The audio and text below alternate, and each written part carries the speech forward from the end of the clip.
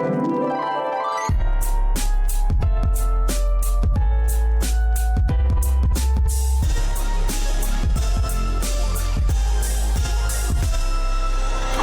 to You're Making It Worse. I'm Elliot Glazer. I'm Brent Sullivan. And I'm H. Alan Scott. We're here. We're queer. Meh.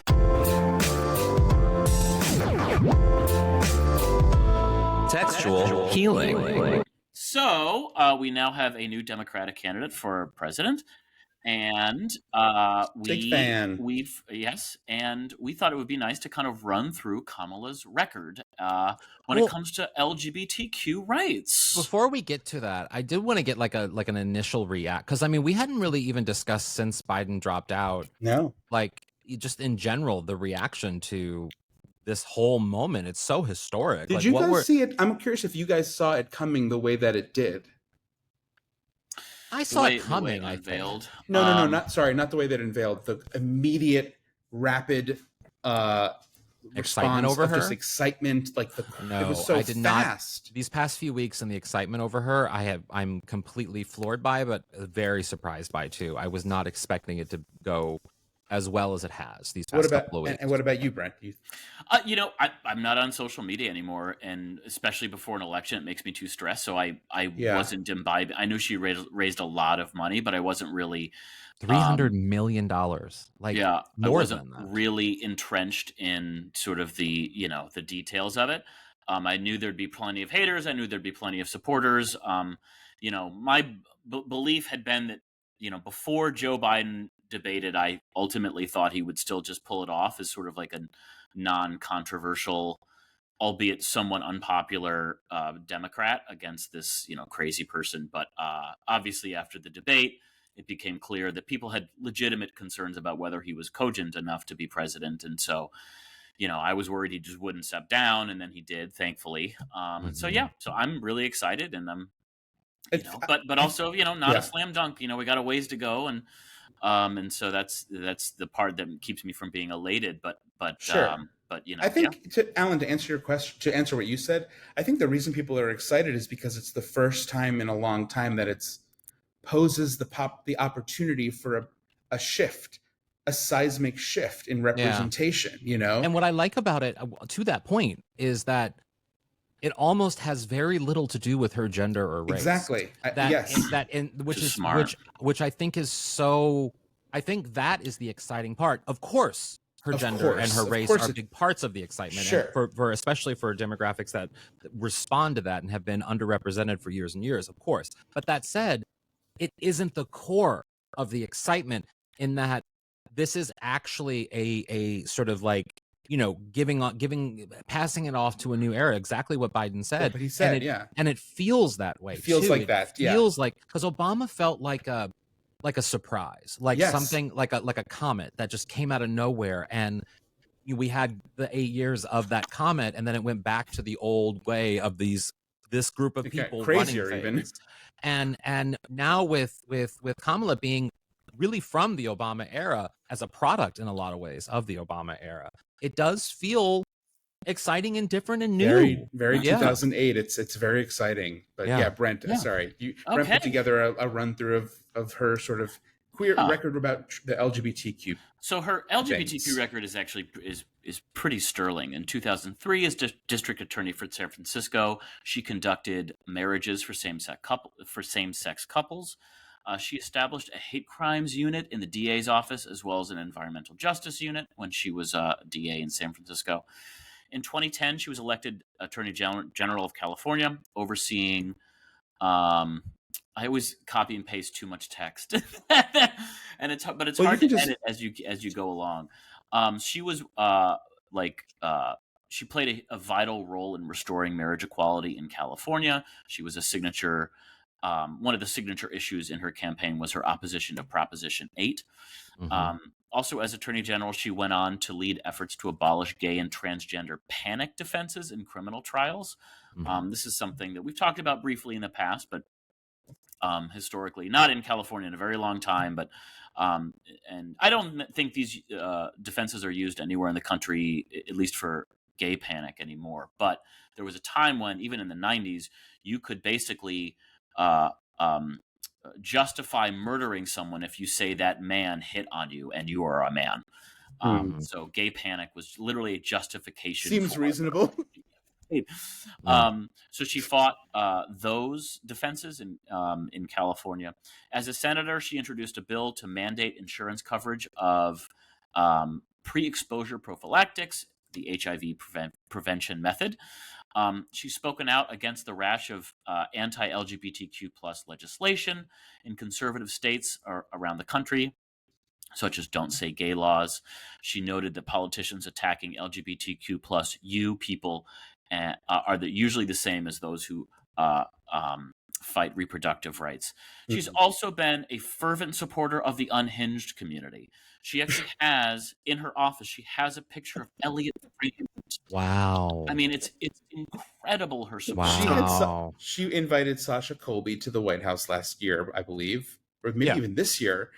Sasha won Drag Race last year, but is just sort of a pillar of the community at large. And but she just seems like cool. I mean, you know? she's cool. She's not without her faults, and those are things that, like, definitely, I think, should be a part of the conversation in terms of, she has a lot of defining of her record and redefining of her record that she's going to need to be doing in these next few months, because we don't have a lot on her in terms of sort of policy outside of what she's done with Biden, of course, which, immigration was a big part of that. So, like, there is that element to it.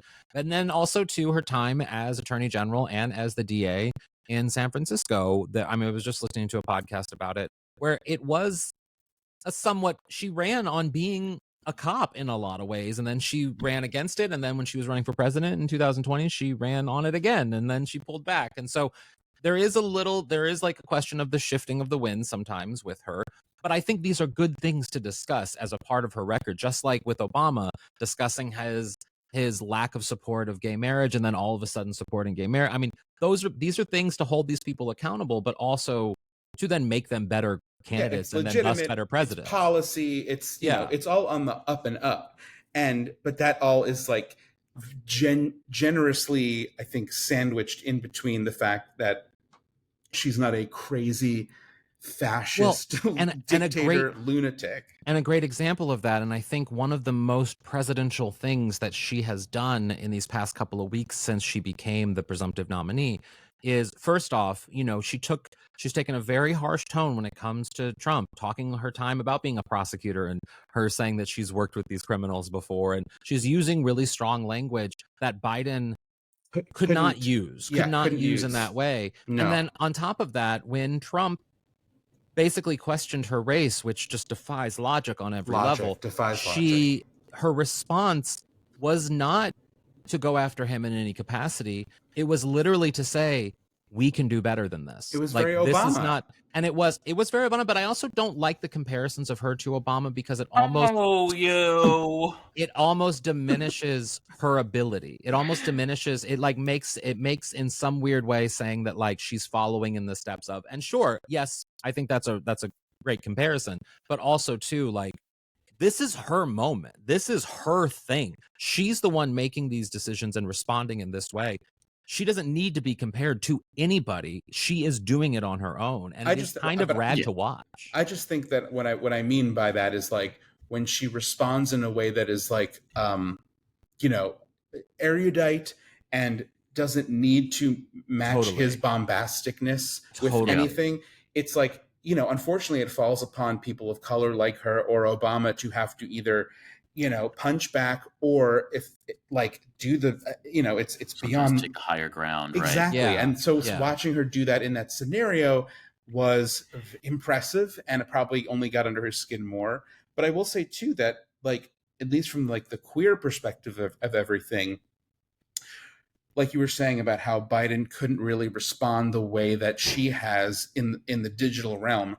Mm-hmm. But especially obviously her social media team are so on top of things in a way where they just have been, and like, quite honestly, it does feel very not queer coded, but queer friendly, like, in that it's inclusive. It's inclusive. It's just inclusive. And the fact that her whole her page went neon green and like the Charlie XCX brat. She the first thing out of the box was to welcome the idea of Kamala is brat. Like, that's so internet, it's so online, and it's so out of the complete realm of everything Trump. I was talking about this earlier this week, and I think it's so funny to me that, like, you know, Kamala can sit there and her first big rally in Atlanta, which was attended by 10,000 people, completely packed, and compared to Trump's rally just this weekend, where literally half the place was empty. So, like, she's definitely has an excitement level and a cool level that other candidates don't have right now. And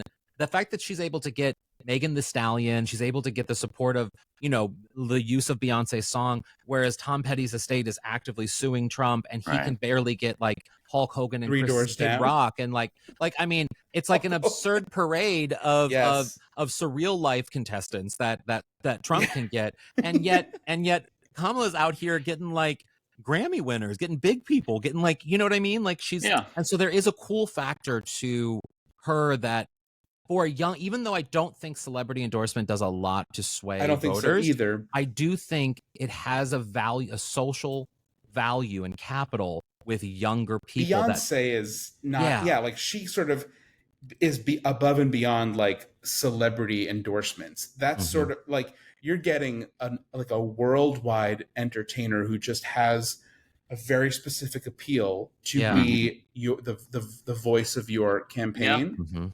But at the same time, I mean, you can't underestimate. I mean, the last I checked, Trump is still supported by Charles in Charge. Scott Baio. He lives downstairs, and it's understood. That's literally from the theme song. That theme song is insane. That theme song. I almost downloaded that theme song on my iPod once because it was so catchy to me. Can you sing it in Mary Trevor's voice? Charles in charge of our days and blows out the audio. Blows out the audio. Not even joking. So we are joined today by a good friend of, I believe, all of ours. I mean, definitely mine for a long time. And also someone who, in the city of Los Angeles, can brag about having a guest bedroom, which is shocking. Welcome, Justin Martindale. Hello, Justin. Hello. Hi, guys. Good to see you. How are you? I'm wonderful. I'm getting ready for the finale of House of the Dragon. I've made the dragon deviled eggs. Great. I mean, we're nerding out over here. I'm very excited. I don't think I knew that there was another thing of Game of Thrones. What is it again? House of the Dragon. You guys. I'm familiar. I just want to throw that out there. I'm very familiar. But wait, so are you like, because I've never been in, I don't really get, the only way I would watch like Game of Thrones is if there was like Oz level penis. And I don't believe there is, and I don't believe in that. And also, a show called House of the Dragon requires penis just because of the name of the show, and I don't believe it has a lot of penis in it either. So, like, why do you watch? Yeah, you know, because of the dragons. That's why I felt like Game of Thrones only gave us like 3, and this one there's like 7 or 8, and they are like, some have people who can ride them, some are unruly. And it's definitely like the battle for power. There's a female who was supposed to get the throne, and because she's female, she didn't. She's claiming what is rightfully hers. We've got incest, you know. Wow. There's it's just, you know, lots more fire, lots more destruction. It's a good old time. And good shout out to the Oz level of penis, because I immediately went to Wicked because of all these damn Wicked trailers I'm seeing for the Olympics. And I was like, the Scarecrow's dick can be seen. Wow. Like I mean, I think every homosexual listening would support Jonathan Bailey's moment. A good pole vault, gymnast moment. You know, honestly, I'll say this. At this point, like, I've watched so much porn, and I'm so used to like true like X-rated content, that whatever Hollywood has to offer when it comes to nudity does nothing for me. Bring it. I completely disagree. I completely disagree. I want to see every celebrity penis possible. If there's a penis involved, I don't care how many penises I see. I will never tire of seeing another penis. You know, you know what I do? Here's a little fun fact. If there's somebody that's popping up in my Instagram reels or like people you should follow, immediately click on them, look for that link tree. Yep. Look for that, Twitter. Click on the Twitter. There it is. Got it. Thank you. Justin, you are so ahead of me. Like, I get so mad when someone has a link tree and there isn't porn. I don't care. I don't care about your YouTube page or your Zimbio account or whatever. Like your Amazon wish list. Right. No, I'm supposed to give you presents? No. For nothing? I'm supposed to give you presents for doing nothing. For posting on Instagram? Nothing sexual. No. Nothing sexual. You and I see eye to eye on that. Yes, 100%. Thank you. That's incredible. Well, Justin is the host of a great podcast called Just Sayin, which is produced by our old friend of our podcast, former producer Land, who we love very much. Land, we love Land as a friend. And as per usual, both Elliot and I have been on the podcast, and Brent has not. Yes, get on over here, Brent. We'll have you on ASAP. This is a tradition. I don't have nearly as many friends as Alan and Elliot, so that has become. Wait, but so the podcast. I mean, what I love about the podcast is just like it's pop culture, but it's also just like you bitching. And like, I mean, you had the thing with Elliot on JoJo Siwa, the thing with me about Gypsy viral. That one went viral. The Gypsy Rose Blanchard as a platinum moment. Yep. There's like lots of moments talking about JoJo Siwa. I was like, why is this so sticky? Like it's so sticky and divisive. She's polarizing. And I'm like, she's very polarizing. Cares? Like I said on your podcast, I'm like, I don't even know what a JoJo Siwa is. Like, I don't know what is that? And yet people were like coming for us, but also just like applauding us. I'm like, okay. Yeah. That's the whole point of it, is just to like get an opinion on something, because, or if something I know is about to kind of pop off in the pop culture atmosphere, whatever, I know it's going to get people talking about it, whether you're for it, whether you're against it. And also, I just love random stories that just pop up that make me go, what? But where are we living? But who knew people had so many strong opinions about JoJo Siwa? That's my point. I think a lot of people, because she is one of those, especially now in the moment. I mean, she's so much of a joke that like, I feel like, I mean, she is. Am I wrong? Like she completely like that. People. I don't think she's a joke. Like, oh, she's a loser. I think it's a joke. Like she's made for gay Twitter. Like she's made for campy. She is camp. So then she becomes a joke in that realm. Overprocessed pop. Yeah.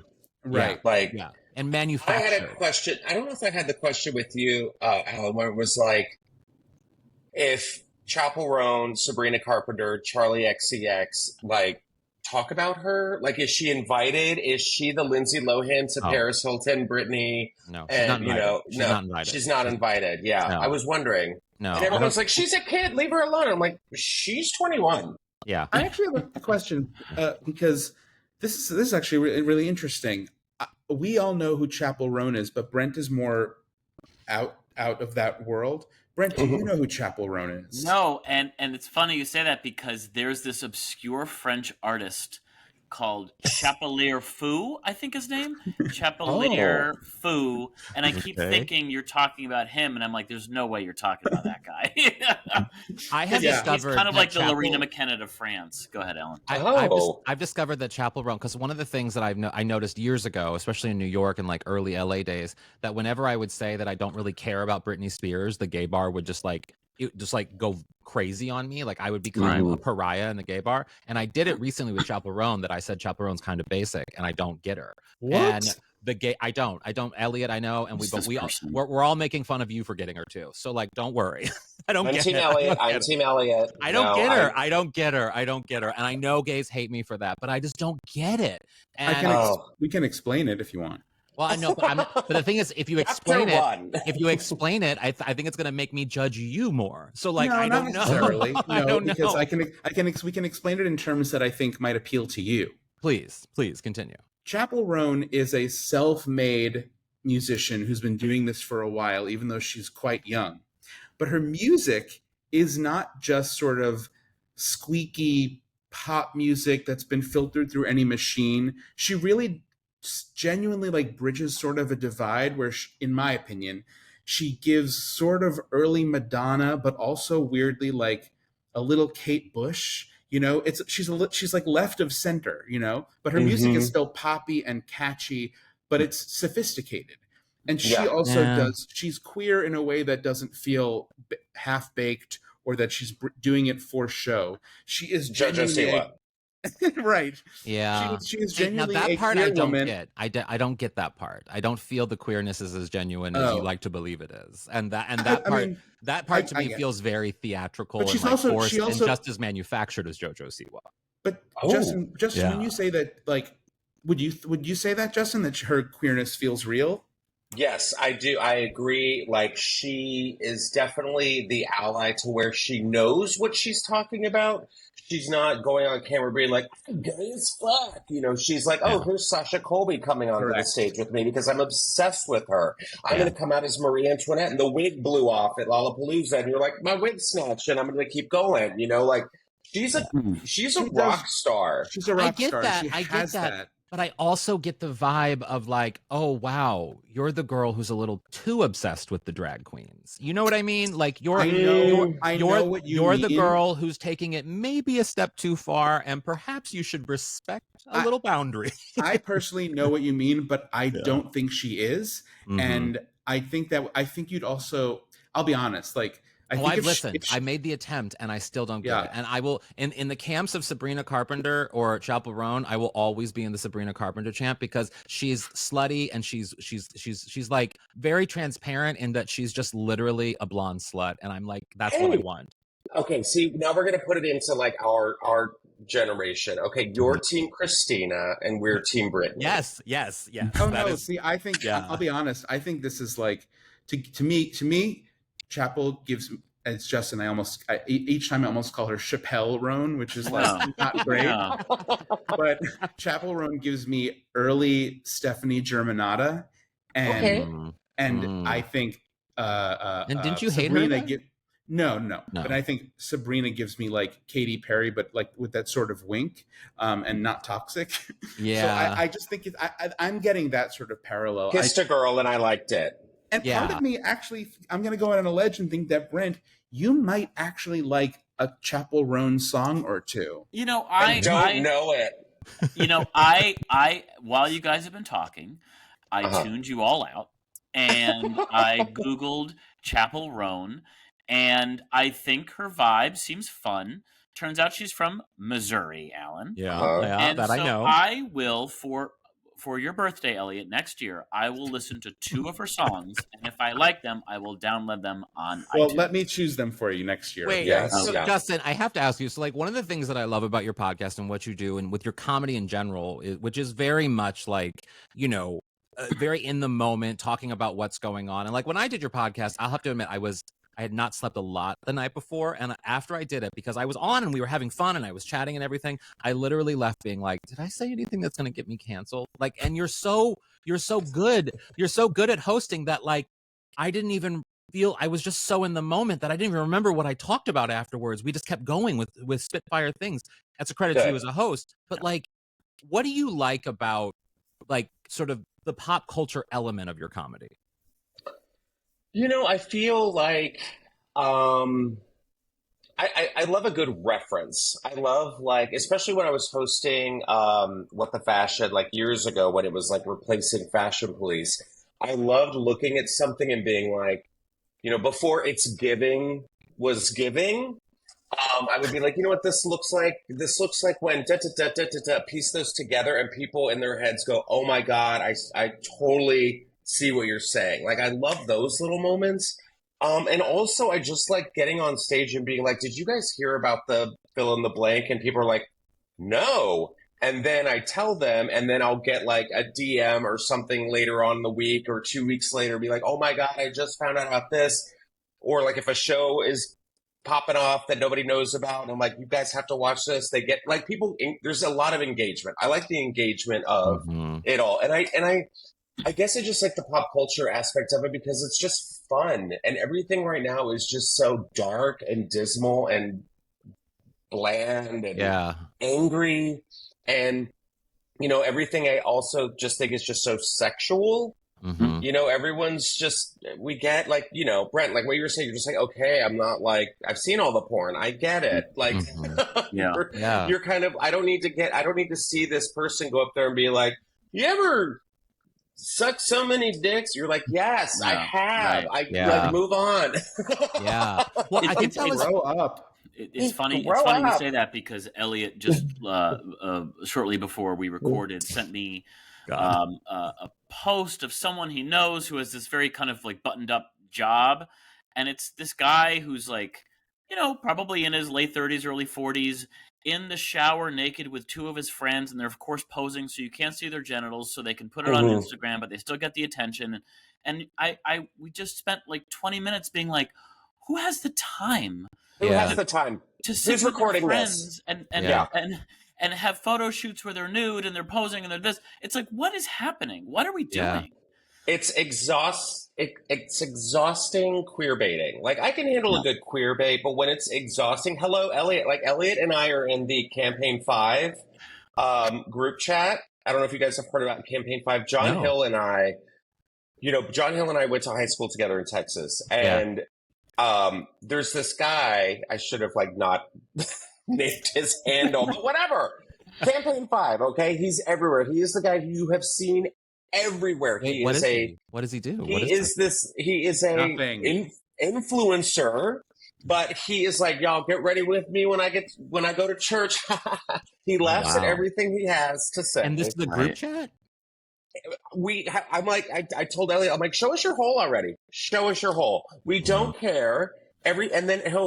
Everything's thirsty. He's all his content is about finding the right woman for him and Jesus. Right woman. Oh, send me this person. With lip gloss on. You know, he's got a nice little filter. He's like, I need a girl who likes Jesus as much as I do. And you're like, oh God, like very weird. There was a video I came across of him and his sister. And again, it's like, this actually sort of veers toward the thing that Brent and I sort of scratch our heads at, which is like the almost like juvenile nothingness of content, where he and his sister are on a boat and they're like, let's play like guess that word. And though the idea is they're like, we're not twins, but we're going to try and guess the same word at the same time. 3, 2, 1, word. 3, 2, and it's like, so you're just two people like guessing, thinking that you're going to land on the same word. Of course, they never do, because why would two humans land on the same word out of the entire vocabulary in the world? And I'm like, are you like okay in here? Like, how did we get? You're ill. Like, you're ill, and you thought this, you made it, you edited it, you filmed it and edited it, and then uploaded it, and it's insipid. It's not even like a party game. It's literally like, hey, I wonder if we can guess the same word at the same time. What? And you guys, I'm hooked. Okay, text me. I'm hooked. Text me. I saw him when he moved from Texas to Nashville. He's now starting music. Like, he heard his song on the radio and cried and laughed at the same time. But even that, I think it's all fiction. I think it's all sort of fake. I think it's all fake. I don't think he's like, you're not a musician who just like shows up on the radio and you've never done this before. But I will say, like, I don't see the gay baiting. I see what you're saying. For me, I'm just sort of baffled by his general actions. But I did see that when he was like, guess where I'm moving, y'all? It was just littered with people being like, West Hollywood, West Hollywood, West Hollywood, Chelsea, West Hollywood. Come out of the closet, come out of the closet. So you're not alone on that. Let me ask you a question, Justin and Alan. Were you going to say something earlier? Go ahead. Okay. So you kind of talk about how, like, it's almost like you love sharing these deep cuts that not everyone knows about, like these pop culture deep cuts that like kind of blow people's minds. What are the like your favorite of the last year? 1, 2, 3, whatever, that like sort of flew under the radar, but whenever you bring it up, people are just kind of, their minds are blown. I mean, one of them. One was right before JoJo Siwa did Karma. That was one where she was popping up, and I was like, "Oh God, there's a storm a brewing. I can feel it. The barometer's shifting." And it was right before Karma came out, because I want to say, because I knew who JoJo Siwa was from like the bows and the seven forehead, the receding hairline because of the bows. Yeah, I knew the hey, and then I was like, oh no, she's getting older, and I called her No Siwa, like it's like no, it's a no for me, and it just went off. And whenever Karma came out, people were sending me every JoJo Siwa, every video possible that she posted. People were sending it to me, and I was like, I get it, I thank you, I see it, but I don't need it. You're killing me all. Like, all of you, just stop. I'm trying to think if off the top of my head, if there was anything else. Like, I know there was one of them. What? Go ahead. No, there was a story that we talked about when I was on, and I'm trying to remember it too. It was like something that you blew my mind with, and it's pointless because I can't remember exactly what it was. I mean, the Gypsy Rose Blanchard one was pretty great in that, like, the possum connection, and how I don't understand why we care so much about this person. Like, I get why we care about a Kardashian. I get why we care about a person who is connected to some kind of celebrity. Even the Kate +8 shit, I kind of understand. But like, Gypsy, I don't get why we're as obsessed with her as we are. She's the one who killed her mother? Well, she assisted in the killing of her mother. She didn't physically kill her mother, but yes. Yeah. And her mother was the one who tortured her with like Munchausen? Yes. Yeah, she was her a feeding tube. She was abused for years, like most of her life. But she also arranged for her mother to be murdered by her boyfriend, and they did it together, and that's why she was in prison. And I mean, I get the fascination from the true crime angle. I don't get this, like, she's on this season of the Kardashians. Her nose job is a big deal. She was pregnant. She was on an episode. She's pregnant now, but also, like, all of the men she's met have been connections through either murdering her mom or while she's in prison. It's like, meet a man you don't have a connection through murder. Like, please, you know? And I guarantee it. I'm saying this hand to God or whatever. I guarantee it. She will be on Dancing with the Stars next season. Yeah. There's no, I mean, you're going to have an Olympic gymnast. You're not going to have Simone Biles. You're going to have, what's her name? Suni Lee, I think. Suni Lee, yeah. She'll be on there with Gypsy Rose Blanchard. She'll be like, I got a gold medal and this bitch killed her mom. Like, why are we on the same show? Justin, speaking of the Olympics, there is a topic that I like would just love to chat with you about. Every homosexual is talking about this moment of the French. I don't know what he does, like what the sport is. Pole vault, who his whole thing got screwed up because his balls and dick got caught on the pole vault or something. Yes. What broke is your the reaction internet to that? Well, the funny thing that I am grasping is now that we all have eyes. Everyone has eyes. We see it. We're in a presidential debate or a presidential election year. Hopefully there's a debate. We'll see. Yeah. Where things are just topsy-turvy. We listen to one party speak and everyone has an opinion on like what is actually being said, vice versa with the other party. But the gaslighting and the flipping is happening not only in politics, but as well with the gymnastics, the Olympics. I pull around gymnastics, not Olympics, gymnastics. It's just what it is. But with the pole vaulting incident, they said that this guy was running. We clearly saw that his gigantic baguette hit the pole, disqualified him. He was supposed to get the gold. He wasn't disqualified, but he lost the gold because his big old hog got in the way. We all saw it. It went viral. Everyone is like, here's my opinion. If you don't win the gold, you don't need to win the gold because you're winning the gold with the world knowing you have a huge cock. Yeah. But also you don't need to win the gold. Win the gold on OnlyFans. Like if he started that yesterday, oh my God, he'd be like set. He'd make so much money in one day. Yeah. So much money. And he could rate that at like $5. He'd be the most popular person on OnlyFans. Totally. And now people, it's funny, I saw an article today from People Magazine. They're like, actually, his his thigh hit the pole before his penis, so we need to stop saying that his penis hit the pole. I'm like, no. How dare you say his penis hit the pole? I don't get the, like, I mean, I don't understand the sport at all, but like, I would think that because you're wearing a leotard, that like your midsection would, I would think they would benefit from either having it packed down or even tucked. You know what I mean? Like strap or something. Something like it seems like it's on him for getting in the way. I don't know. And God bless him for having it be on him for getting in the way, in my opinion. You know, and then there was the other. There's something in the water, not only in the Seine River, but like in the water in France, because there was a Olympic. There was a French diver, I believe, who had like full boner in his Speedo. Yeah. That really? Like everyone was like, yeah, I saw that picture going around too. Yeah, there is something about, this year's Olympics has been very queer baity. Bizarre. Yeah. Did the fighter? Have you heard about the fighter? Oh my God. Oh my God. How J.K. Rowling. J.K. Have you guys heard about this? About the I don't know where she's from, but she's from Albania?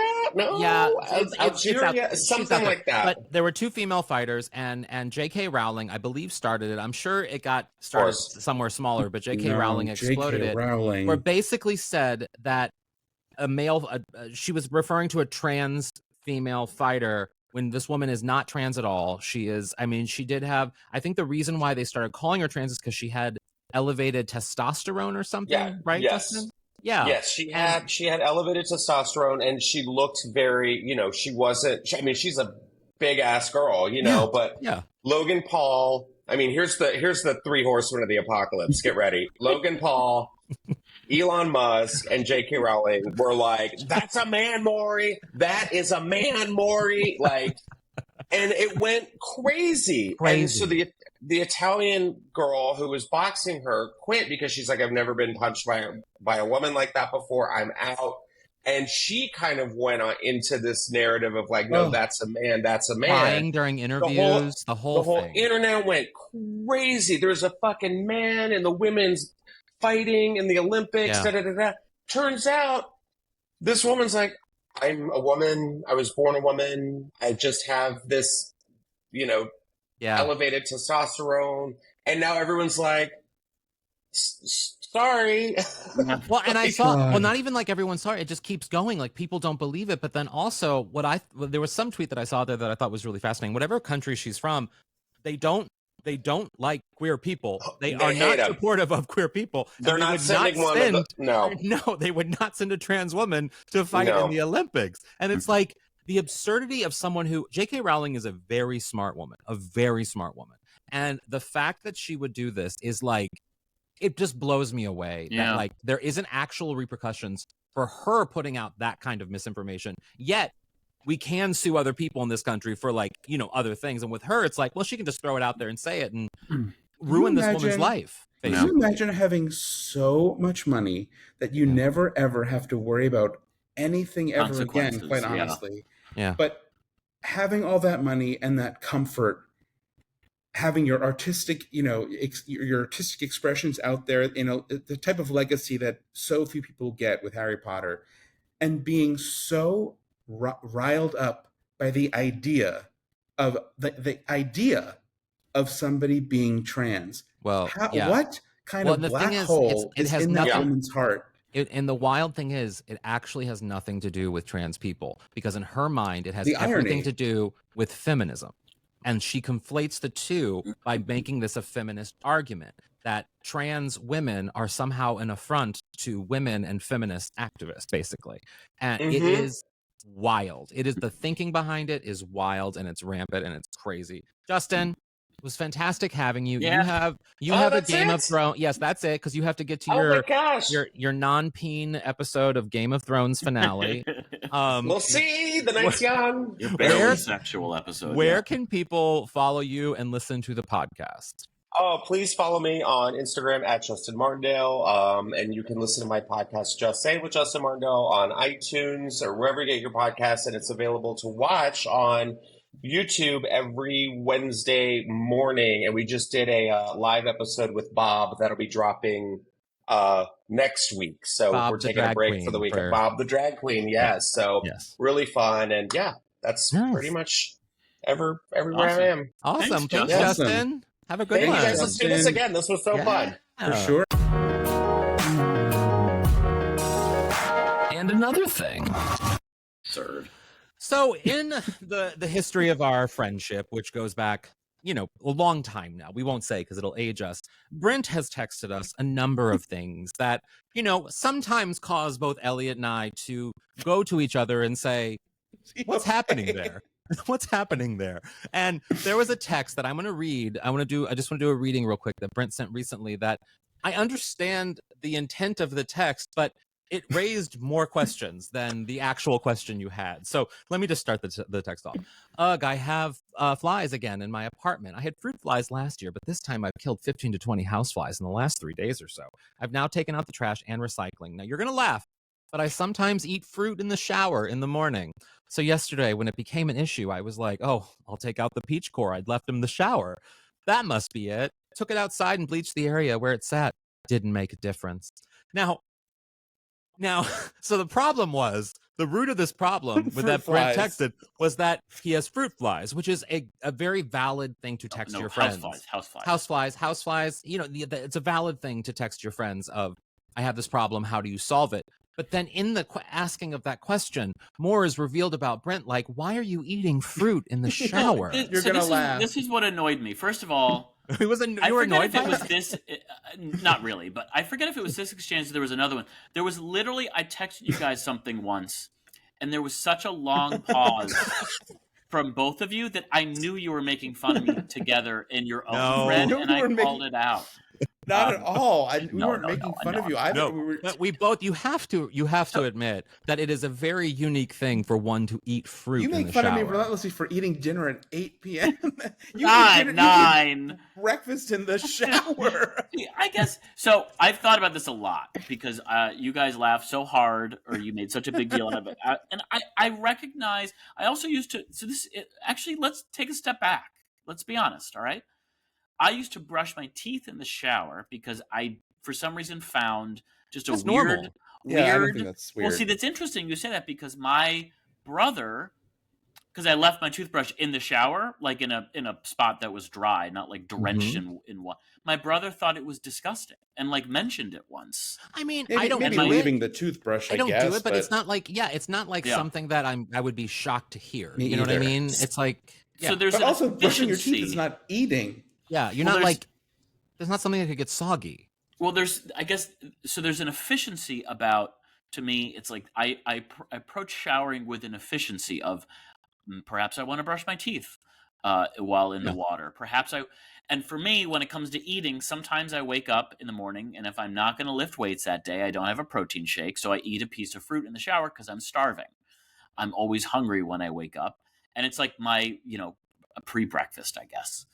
And so for me, it's like just a no-brainer. You eat fruit in the shower. I know I've gone to like friends' houses and I haven't seen apple cores in their showers, but to me, like it was just regular, Well, why do you have to take the shower though? Why can't you eat and then shower?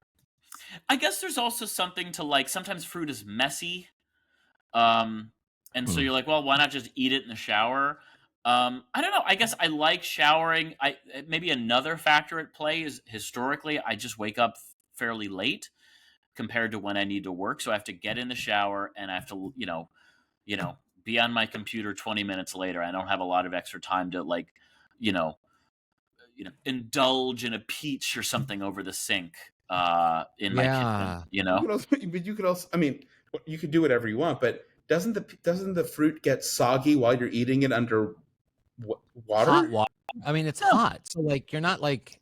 Well, first, I'm not. My face isn't underneath the shower, and I'm taking bites of the apple or whatever when I'm drenched in water. Yeah. The water is hitting your back, and I'm facing the wall, and I'm eating an apple. I'm eating an apple, a peach, a pluot, whatever. Yeah, a pluot. That's so California of you. Delicious plum cots, I know. Still, yeah, I don't. I mean, to me, I'm thinking because I knew when you said it that it was an efficiency thing. I got that. I mean, I know you well enough to know that would be why it is.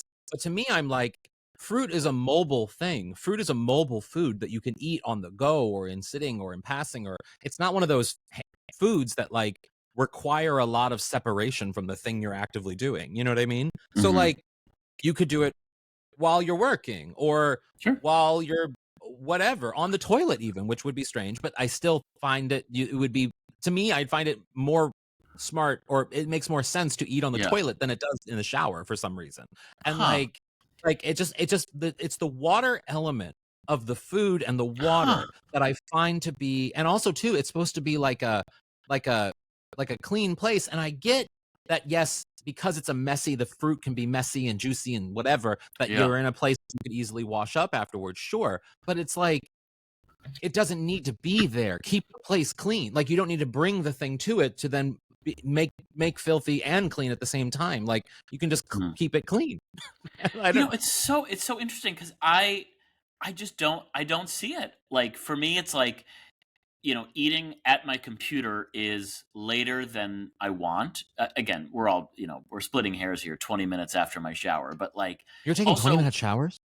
I take longer showers, maybe 12 to 15, I would say. Yeah. That surprises me. That really surprises me, because like you're so conscious of the environment that like, I mean, I my rule is always with a shower, and I'm not one of those people that's like very conscious of the environment, but I'm always like, one song. I'm going to get it in one song. Oh my That's God. how I work. Well, I have a low flow shower head. So my shower head uses 40% less water than most shower heads. So that enables me to take longer showers without feeling guilty. Did you put it in just so that you could take longer showers? Yes, that was the psychology. Wow. Well, I want to do my part, but I was like, I could give myself a 5-minute limit to take a shower, and I'm never going to stick to it after the first 3 days. It's just who I am. Do you remember when you started eating fruit in the shower? Yeah, like, when did you start? Like, I want to know the origin story of this and like how it started. And do you do it when you're not working in on a timeline? Yeah, I've like only on a weekend. Been buying fruit like the last like 4 or 5 years. I never eat fruit in New York, so it must have been like the last like 4 or 5 years. And again, it's just all about, I am sometimes ravenous when I wake up. I'm so hungry. I don't know why. I guess maybe most of us are, but I'm so hungry. I don't want to wait 20 minutes to sit at my computer. And by the way, then have sticky fingers on your keyboard. That's just it. That's just it. Like, but that's the thing. You can wash your hands in the shower. And I was thinking about that too, that like, I got that you're like, oh, well, I have to quickly shower to work or whatever. But it's like, I actually ate an apple, and after you texted this, I wanted to know. I timed myself in how long it took me to just, by focusing on eating the apple, how long it took me to eat the actual apple. And it only took me like a minute and a half. Yeah. And so like you're saving a minute and a half by eating it beforehand and then jumping in the shower. Like that, like the logic doesn't like compute in my head. And thus like, I'm like, oh, then the core won't live there anymore. You know what I mean? Sure. Yeah, I'm curious why you live this stuff in your shower afterwards too, or the core. So that was another thing. I used to throw it away in the bathroom trash can. Sure. And then one day I let a bunch of them grow, and then it was like this horrifying mess, like this moldy mess. Yeah. So I was like, I'll leave it by the shower, and then take it to the main trash can whenever I'm, Well, you always want to put food in your main trash can, because you take the bathroom trash out less frequently than you do your main trash, which is why that happened. I'm curious, Alan, when you release the podcast this week, why don't you ask a quiz our Instagram followers about whether eating fruit in the shower in the morning, however you wish to describe it, I will concede, whether that's weird. I think we're gonna have a pretty bold. I think we know the response to this. I feel like it's that wild. It is. I mean, I don't think it's necessarily wild. I don't think, like, I was trying to compare it, like, is it more wild than working out in jeans? And I think it actually might be. I think it might. I will say, in your defense, I think Jessica Biel posted a video where she's like, I eat in the shower to save time. Yeah, she does that. I was gonna say, like, I would get, if I was eating like Chipotle burritos in the shower, I would get it. But like, I guess like water doesn't make an apple mushy. It's not even so much the mushy part. That actually doesn't.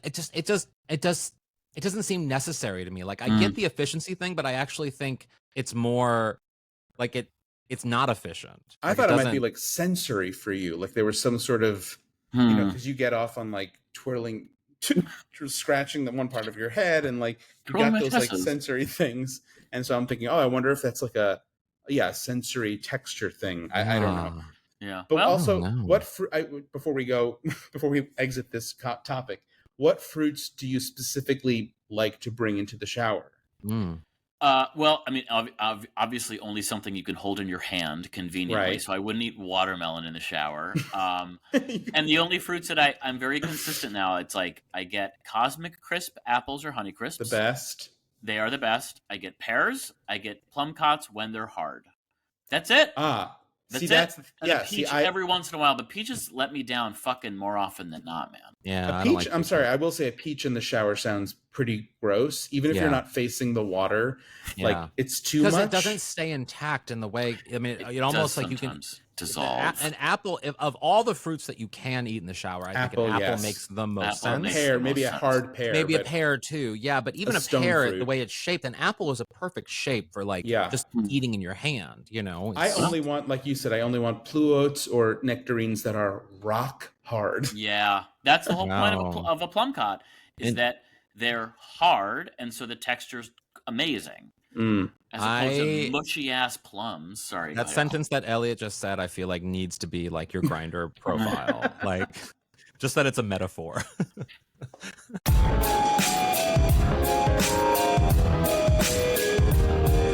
What would your aunt say?